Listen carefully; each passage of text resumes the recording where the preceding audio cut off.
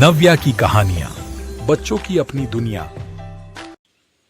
रामपुर के जंगल में टुनटुनी चिड़िया अपने पति कालू कौआ, सास टूनी चिड़िया और बेटी सुनहरी चिड़िया के साथ रहती थी। वो सभी बहुत ही करीब पक्षी थे।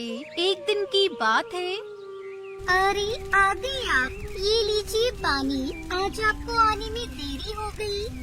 आज सेठ ने बहुत ज्यादा काम दे दिया था, करते करते कब रात हो गई पता ही नहीं चला।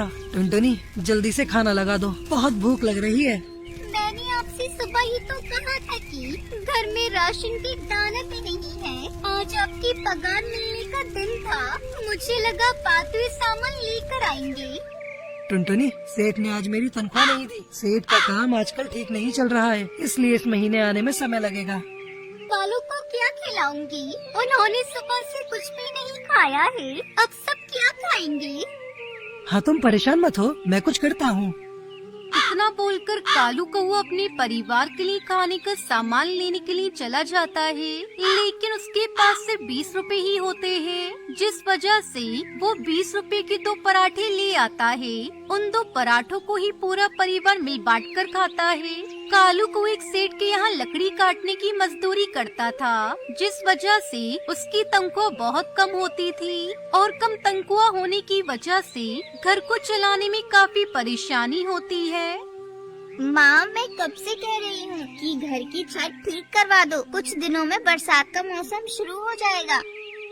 सुनहरी, तू तो जानती है ना, हमारे पास घर चलाने के लिए ठीक से पैसे नहीं है, तो हम छत कैसे ठीक करवाएंगे? जब बारिश का मौसम शुरू हो जाएगा तो छत के नीचे बर्तन रख देना, जो भी पानी होगा इस बर्तन में आ जाएगा और घर में नहीं फैलेगा। देखते देखते बरसात का मौसम शुरू हो जाता है।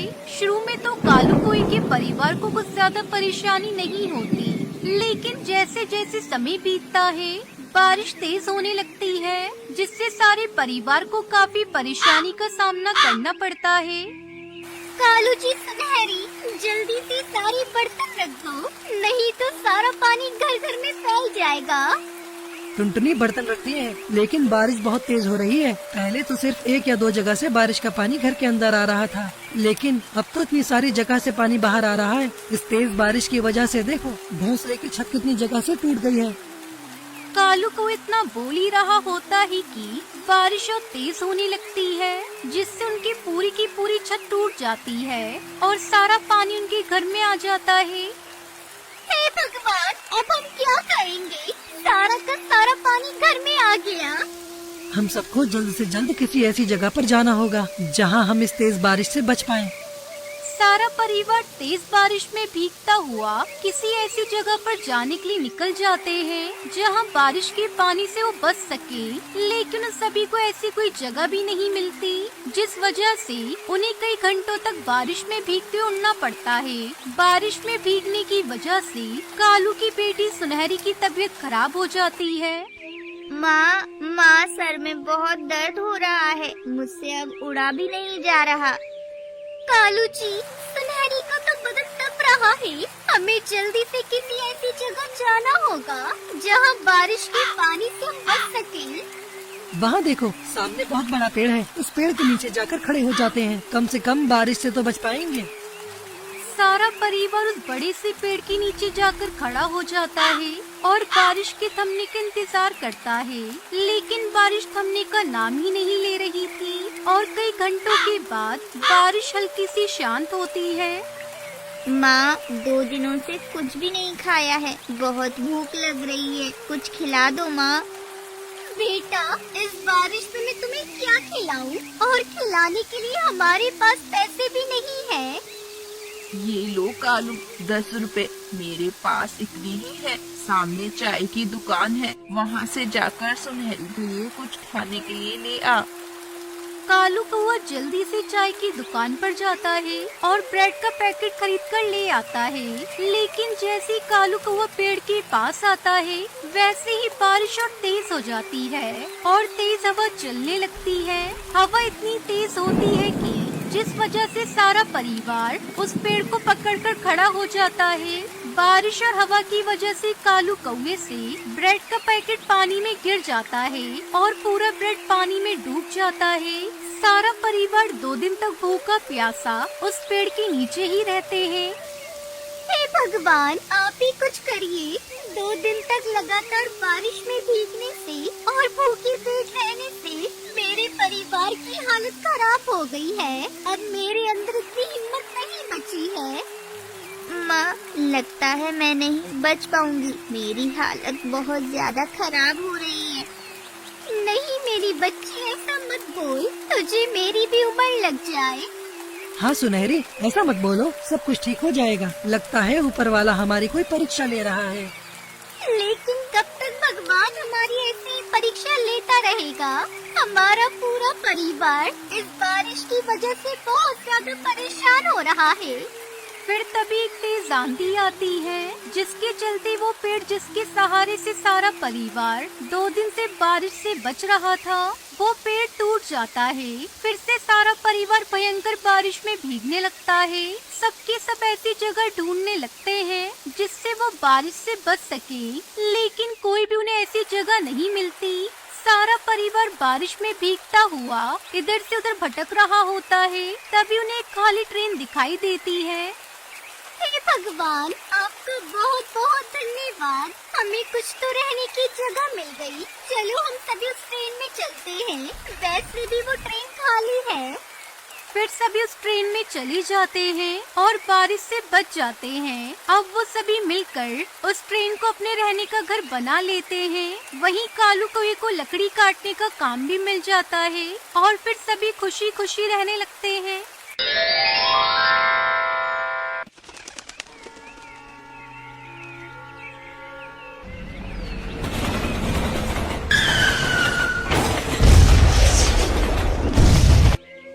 उड़ीसा के जंगल में टुनटुनी चिड़िया अपने मम्मी पापा और छोटी बहन पिंकी के साथ रहती थी।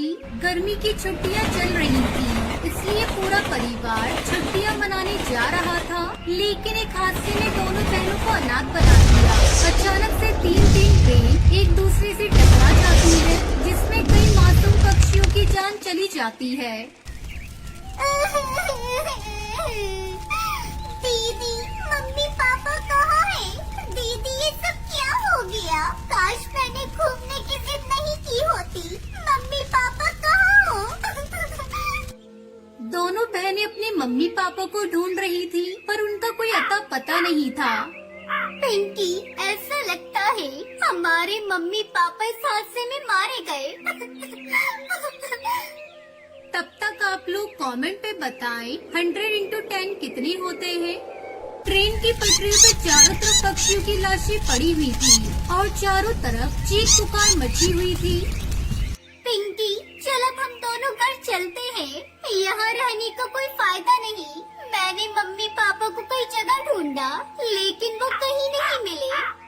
भूखी प्यासी रोती हुई दोनों बहनें अपने घर पहुँचती हैं। इस तरह कई दिन गुजर गए। दोनों बहनें भूखी थी। टुनटुनी दीदी, बहुत जोरों से भूख लगी है। मुझे भी भूख लगी है पिंकी। चल दोनों खाना तलाश करने चलते हैं। वो दोनों भोजन की तलाश में जाती हैं। तभी रास्ते में उन्हें एक पक्षी केले बेचते हुए नजर आता है। केले ले लो, केले, पके हुए केले, मीठे मीठे केले ले लो, केले। टुनटुनी दीदी, मुझे केला खाना है। पिंकी, मेरे पास तो पैसे भी नहीं है। मैं केला कैसे खरीदूं तेरे लिए? दीदी, एक बार मांग कर देखो ना अंकल से, शायद वो केले दे दे। अच्छा ठीक है, तू यही बैठ, मैं केले मांग कर देखती हूँ। टुनटुनी चिड़िया केले वाले के पास जाती है। अंकल, केले वाले अंकल, आप मुझे कुछ केले दोगे? हाँ हाँ बिटिया, बिल्कुल दूंगा। ये लो 6 केले, 20 रुपए के हैं। लेकिन अंकल, मेरे पास पैसे नहीं है। मेरी बहन बहुत भूखी है, मुझे भी भूख लगी है। आपको पता है अंकल, अभी अभी जो रेल दुर्घटना हुई, उसमें मेरे मम्मी पापा मारे गए। हम दोनों बहनें अनाथ हो गई अंकल। इतना सुनते ही उस केले वाले की आंखों से आंसू बहने लगते हैं। ये लो बिटिया, 12 केले लेकर जाओ और इसे खा लो, और मुझे पैसे देने की कोई जरूरत नहीं। टुनटुनी केले लेकर अपनी बहन के पास आती है। पिंकी, चल केला खाते हैं। अंकल ने जब हमारे बारे में सुना तो रोने लगे और उन्होंने मुझे इतने सारे केले दिए। दोनों बहनें पेट भरकर केले खाती हैं और बचे हुए केले को अपने घर के आंगन में दबा देती हैं। समय गुजरने लगता है और जहाँ उन्होंने केले दबाए थे वहाँ केले के पेड़ उगाते हैं और जल्दी उस पर केले लग जाते हैं।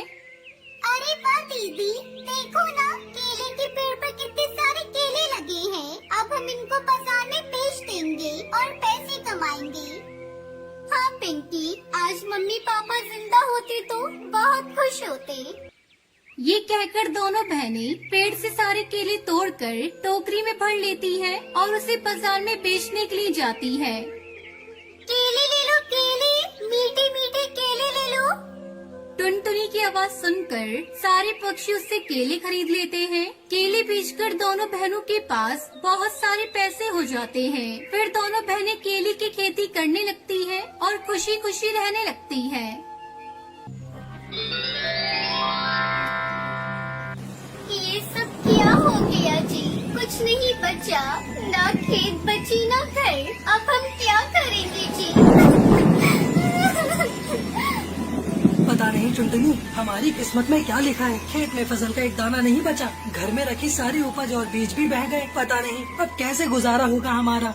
केरला के जंगल के हर घर की फिलहाल यही कहानी थी। 4 दिन से तेज तूफान ने सब कुछ बर्बाद कर दिया। पूरे इलाके में बाढ़ आई थी। कालू कौवे के खेत में हर तरफ तबाही का मंजर था। किसी को कुछ समझ में नहीं आ रहा था कि वो क्या खाएंगे और कैसे जिएंगे। रात को जंगल के मुखिया ने सभी के घर एक थैली चावल मदद के तौर पर भिजवाई। टुनटुनी ने उसी चावल से एक पतीले में खिचड़ी बनाई और फिर जैसे ही कालू और टुनटुनी उस खिचड़ी को खाने बैठे, ठीक उसी वक्त दोस्तों, आप लोग बताएं, आपको डेयरी मिल्क चॉकलेट पसंद है किटकैट? अगर आपको डेयरी मिल्क चॉकलेट पसंद है तो लाइक करें और किटकैट पसंद है तो कमेंट करके बताएं। बेटा, कोई है क्या? 2 दिनों से भूखा हूँ। बेटा, कुछ खाने को मिलेगा क्या? बाबा, आप कहाँ से आए हैं? बेटा, मैं 3-4 दिन पहले बस यहाँ से गुजर रहा था, तभी जोर की बारिश शुरू हो गई। बारिश से बचने के लिए मैं पास वाले मंदिर में रुक गया, लेकिन बारिश बढ़ती ही चली गई और मैं वहीं पर फंस गया। अब पानी कम हुआ तो बाहर निकल पाया। अब वो मैं बोल रहा था कि कुछ खाने को है क्या बेटा? एक तो वैसे ही अनाज कम है, इतनी सी खिचड़ी बनी है बस, इसमें से पापा को कैसे खिलाएं? कोई बात नहीं, भगवान सब व्यवस्था करेगा। बाबा, आप अंदर आइए। बेटा, अगर कोई बात है तो जाने दो, मैं कहीं और जाकर खा लूँगा। ना ना बाबा, कोई बात नहीं, ये मेरी पत्नी टुनटुनी है, इसने खिचड़ी बनाई है, तो बस ये कह रही थी कि आपको खिलाने के लिए हमारे पास अच्छा भोजन भी नहीं है। अरे कोई बात नहीं बच्चों, भूखे के लिए तो खिचड़ी भी पालक पनीर के समान है। ऐसी बात है तो आपका स्वागत है। आइए बाबा, जो हम खाएंगे आप भी वही खा लीजिए। कालू और टुनटुनी के पास इतनी भी खिचड़ी नहीं थी कि वो दोनों भी पेट भरकर खा पाए। खाना खाने के बाद बेटा, आप लोगों का बहुत धन्यवाद। अब चलता हूँ। बेटा कालू, जरा एक गिलास पानी पिलाओगे? टुनटुनी और कालू पानी लेने अंदर गए। फिर जब कालू और टुनटुनी पानी लेकर वापस आए तो साधु बाबा उसे कहीं नहीं दिखे। अरे, लगता है बाबा चले गए। लेकिन वो क्या है? कालू की नजर उस जगह पर थी जहाँ वो साधु बाबा कुछ देर पहले बैठकर खिचड़ी खा रहे थे। अब साधु बाबा तो वहाँ पर नहीं थे, लेकिन उनकी जगह वहाँ पर एक अंगूठी रखी हुई थी जो काफी ज्यादा चमक रही थी। टुनटुनी, अरे टुनटुनी, जल्दी आओ, ये देखो, वो साधु बाबा अपनी अंगूठी यही भूल गए हैं। अंगूठी भूल गई? अंगूठी भला कौन भूलता है? शायद उन्होंने हाथ धोने के लिए अंगूठी निकाली हो और फिर पहनना भूल गए हो। तुम रुको, मैं देकर आता हूँ, वो अभी ज्यादा दूर नहीं गए होंगे।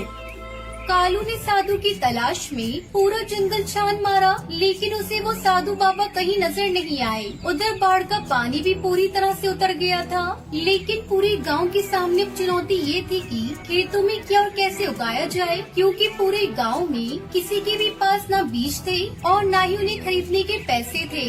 गांव में भुखमरी की नौबत आ चुकी थी। फिर एक दिन क्या हुआ जी, थक गई क्या?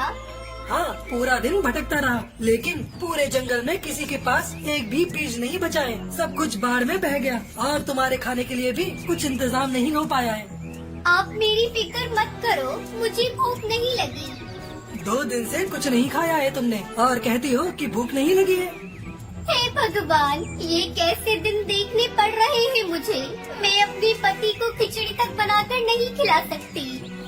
खिचड़ी की बात सुनते ही कालू का दिमाग ठनका और उसने टपाक से पूछा, क्या कहा तुमने टुनटुनी? यही कि अब हमारी किस्मत में खिचड़ी भी नहीं है।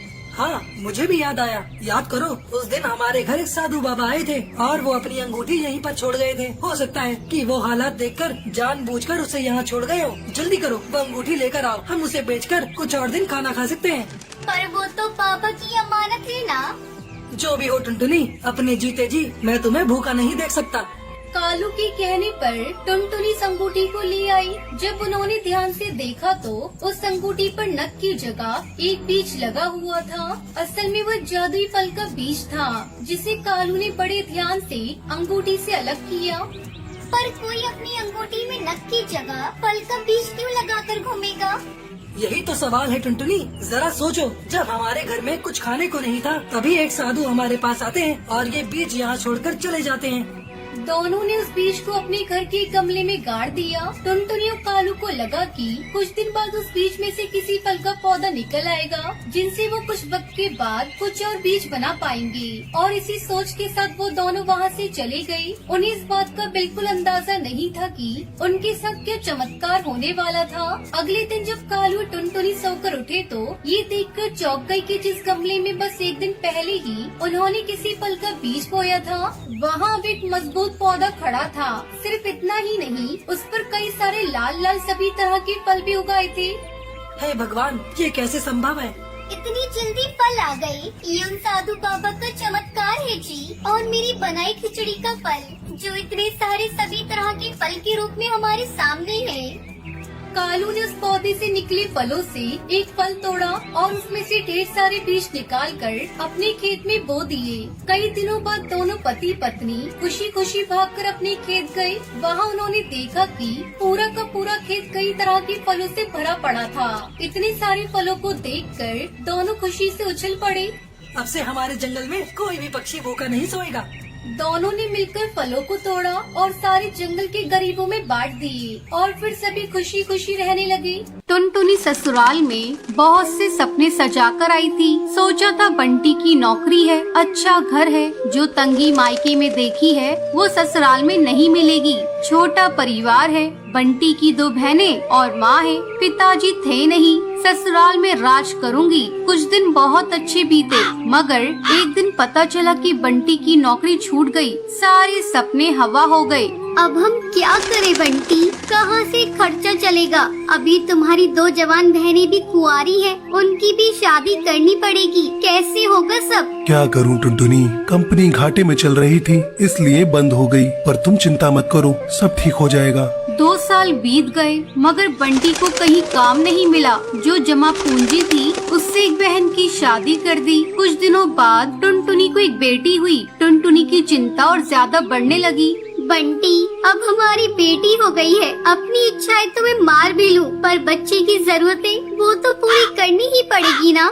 जानता हूँ, कोशिश कर तो रहा हूँ। और 1 साल बाद टुनटुनी ने एक और बेटी को जन्म दिया। बंटी की माँ बोली, बंटी, तेरी एक बहन की शादी तो हो गई, मगर बेटा अभी दूसरी भी है, उसका क्या होगा? माँ, ये घोंसला बेच देते हैं, कुछ दिन किराए पर रह लेंगे। मैं क्या करूँ, दिन रात कोशिश में लगा रहता हूँ, पर कहीं काम मिल ही नहीं रहा। बंटी, बहनों के लिए आप मकान बेच रहे हो, हमारी भी 2 बेटियां हो गई है, उनके लिए क्या बेचोगे? टुनटुनी, मैं पढ़ा लिखा हूँ, तुम क्या सोचती हो कि मैं अब ठेला लगाऊंगा? ये मुझसे नहीं होगा। टुनटुनी रोने लगी और बोली,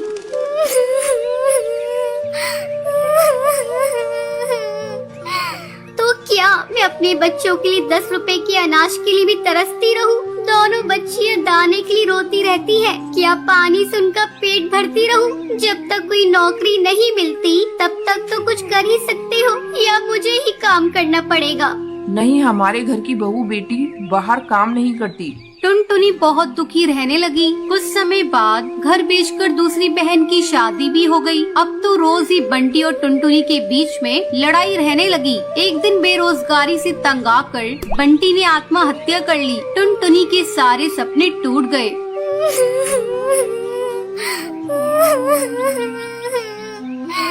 मैं बिल्कुल अकेली हो गई हूँ। अब जिम्मेदारी टुनटुनी के सर पर थी। बूढ़ी सास, अपनी 2 बेटियां और घोंसले का किराया। कुछ आसपास के पक्षी गरीब समझकर बच्चियों को पुराने कपड़े और खाना देकर मदद कर दिया करते थे। टुनटुनी अपनी सास से बोली, माँ, 2 महीने गुजर गए।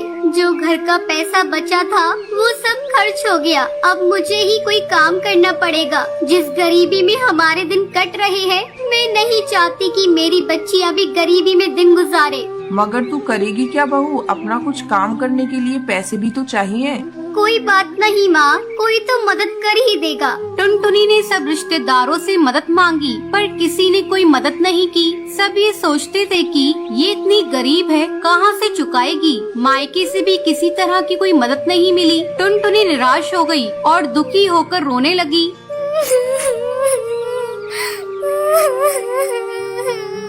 मैं अपने बच्चों को भूखा नहीं मरने दूंगी। कुछ ना कुछ करूंगी, पर इतने पैसों में क्या काम करूं?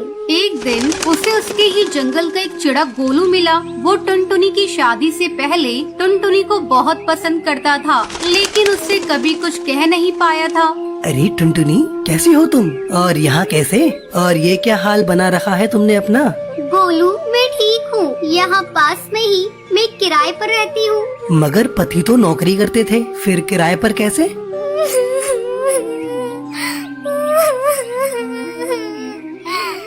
मेरे पति नहीं है, नौकरी छूट गई, घर बिक गया। बहुत गरीबी में दिन गुजार रही हूँ, कोई काम भी नहीं कर पा रही हूँ। मेरे पास केवल 1000 रुपए है, उसमें मुझे घर का खर्चा भी चलाना है और किराया भी देना है। मेरी सास बुजुर्ग है और मेरी 2 बेटियाँ भी है। कोई सहारा नहीं है, सबने साथ छोड़ दिया। कैसे कर पाऊंगी इतने कम पैसों में कोई काम? इतनी चिंता मत करो टुनटुनी, तुम चलो मेरे साथ। गोलू उसे चूड़ियों की थोक रेट वाली दुकान पर ले गया। ये मेरी ही दुकान है टुनटुनी। फ्री में देकर तुम्हारे आत्मसम्मान को ठेस नहीं पहुंचाना चाहता, इसलिए ये 1000 रुपए की चूड़ियाँ दे रहा हूँ। बाजार में इनकी कीमत बहुत ज्यादा है, पर मैं तुम्हें ये आधे रेट में दे रहा हूँ। लेकिन तुम इन्हें 20 रुपए दर्जन बेचना। ये बहुत सुंदर चूड़ियाँ हैं। पहले कम बेचना और जैसे ही मुनाफा दिखाई दे 30 रुपए दर्जन बेचना। टुनटुनी बहुत खुश हुई। उसकी सारी परेशानी का हल जो उसे मिल गया था, वो चूड़ियाँ बेचने लगी। चूड़ी ले लो, चूड़ी रंग बिरंगी चूड़ी ले लो, सुहागों वाली चूड़ी ले लो। वो डाल डाल जाकर चूड़ियाँ बेचती और बीच बीच में आकर अपनी बेटियों को भी देख लेती। आसपास के पक्षी उसे गरीब समझकर मोल भाव भी नहीं करते। सबको उसकी चूड़ियाँ पसंद आने लगी और उसकी खूब बिक्री होने लगी। चूड़ियाँ तो टुनटुनी के पास ही सुंदर होती हैं, उसी से खरीदेंगे। तीज त्योहार पर और शादियों में चूड़ी पहनाने के लिए उसे ही बुलाया जाता था, जिसमें उसकी कमाई अच्छी हो जाती थी। इस तरह 1 साल गुजर गया। टुनटुनी के अच्छे दिन आने लगे। टुनटुनी गोलू से बोली, गोलू, तुम्हारा बहुत बहुत धन्यवाद। तुम्हारी वजह से मैं आज अपनी गृहस्थी चला रही हूँ, नहीं तो भूखे मरने की नौबत आ गई थी। ये तो तुम्हारी मेहनत है टुनटुनी, मैंने कुछ नहीं किया। जितनी मेहनत करोगी उतना ही अच्छा फल मिलेगा। इसलिए कहते हैं, मेहनत करने वालों की कभी हार नहीं होती। बंटी कबूतर की बीवी टुनटुनी की हाइट काफी छोटी थी। वो इतनी नाटी थी, जंगल के पक्षी उसका कई बार मजाक बनाते थे। टुनटुनी, तेरे लिए तो मुझे किचन में टेबल रखना पड़ेगा। माँ जी, इतनी भी नाटी नहीं हूँ मैं। और हाँ, हील्स पहनकर तो आपकी जितनी आ जाती हूँ। अरे, तेरे पापा ने महंगी मोटर का लालच दे दिया, वरना तो मेरे बेटे के लिए ये लंबी लंबी चिड़ियों की लाइनें लगी थी। क्या बताऊँ तुझे, कटरीना फेल थी उनके सामने। पर माँ जी, आपका बेटा भी कौन सा हाइट में अभिषेक बच्चन है जो कटरीना मिल जाती। वैसे भी मेरी और इनकी जोड़ी तो राम सीता की जोड़ी है, राम सीता की। एक दिन सभी खाना खा रहे होते हैं। माँ, दाल बहुत अच्छी बनी है, जरा और देना। रुको जी, मैं लेकर आती हूँ, किचन में है। वैसे भी मैं खड़ी ही हूँ। ये सुनकर सास हंसने लगती है। तुम खड़ी हो या बैठी, एक ही बात है। बस कीजिए जी, अभी हील्स नहीं पहनी है मैंने। वैसे भी हील्स पहनती हूँ तो आपके बराबर